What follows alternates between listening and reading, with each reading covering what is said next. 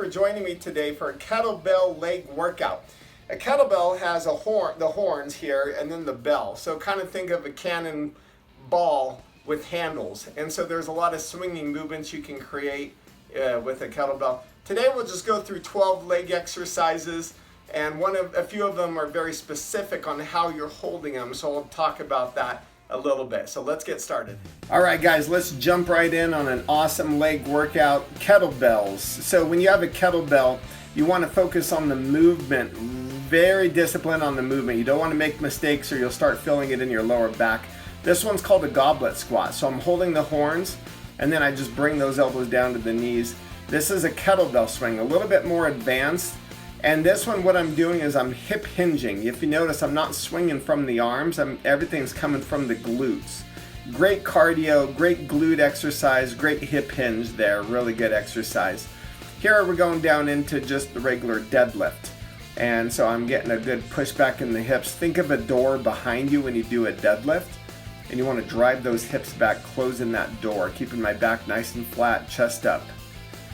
Next is a Romanian deadlift. So I just slightly bend my knees, chest up, shoulder back. Again, that door is behind me and I'm trying to push the hips back. A little more length through the hamstrings there on that one.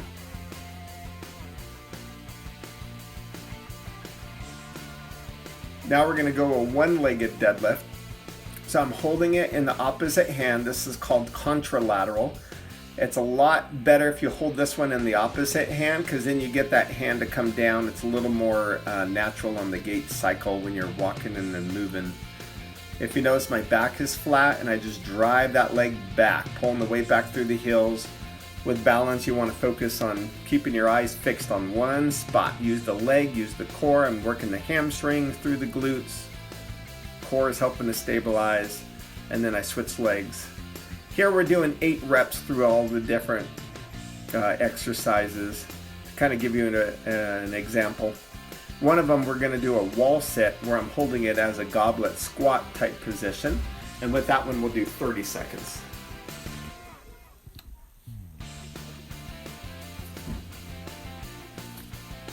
All right, good. Now we're doing a stationary lunge. So if here I'm just stepping my leg back, coming down into that stationary lunge, what I'm doing is I'm racking the kettlebell. So you want to kind of put that in the seam of your arm. If you're not used to doing that, don't worry about it. Kind of start with a lighter weight to be able to get used to do it. But you notice I have my elbow up in order to kind of take that load off my shoulder. So here I shouldn't feel it on my shoulder. I'm feeling it all in my legs. Good exercise, great firing there through that leg. Keeping the core tight, chest up, shoulders back. Now we're doing a forward lunge. So this one's a little harder because now I'm taking it into that local motion and moving into that pattern. You notice I'm not leaning forward. I'm trying to stay nice and upright. Using my core to stabilize. If you're following along with me, how are you feeling on these? Or are you just sitting on your couch watching? Please click like, please comment, please subscribe. I just went through 12 exercises here for the legs, just one set, but I would say work from 1 to 3 sets on doing these movements.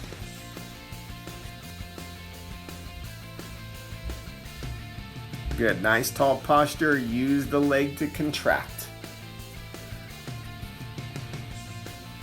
Good, now this one's called a drop step lunge or a curtsy lunge. For my women clients, I call it a curtsy lunge. For men clients, I call it a drop step lunge. If you notice, I keep my hips forward, and that's one of the tricks. I also don't change the angle between my ankle and my knee. So I'm trying to stay nice and upright through the position. Now we switch legs, getting that leg to drop back. Drop that leg back. If you can get that leg close to the ground, if not touching the ground, that works. Then I get my right arm out just for a little bit of stability, but I'm using my obliques and core to stabilize. A lot of kettlebell work, great core exercises. You get a lot of good work.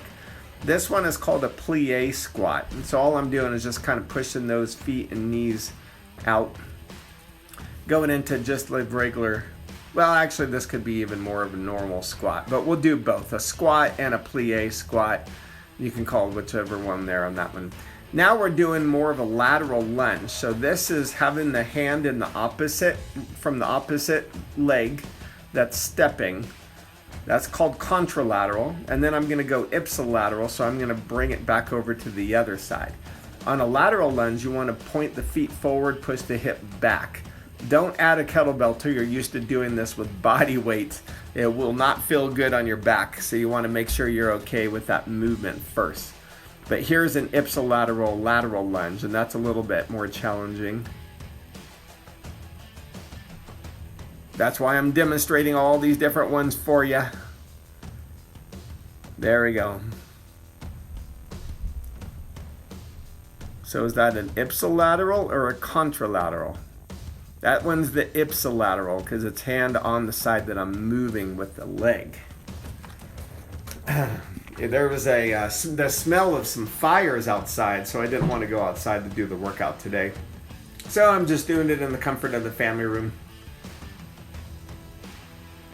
September, so we're having a little bit of turn. We're actually going to have some snow this next week here in Colorado. That's pretty amazing, towards the beginning of September.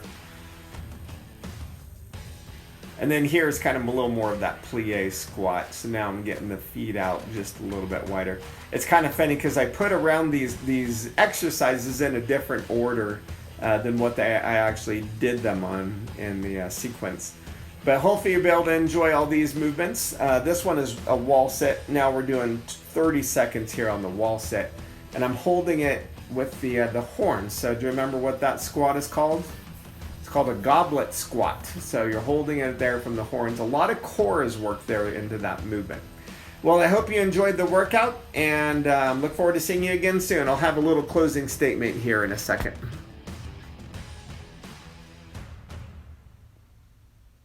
Still counting out 30. There we go. Thanks so much for joining me for those exercises.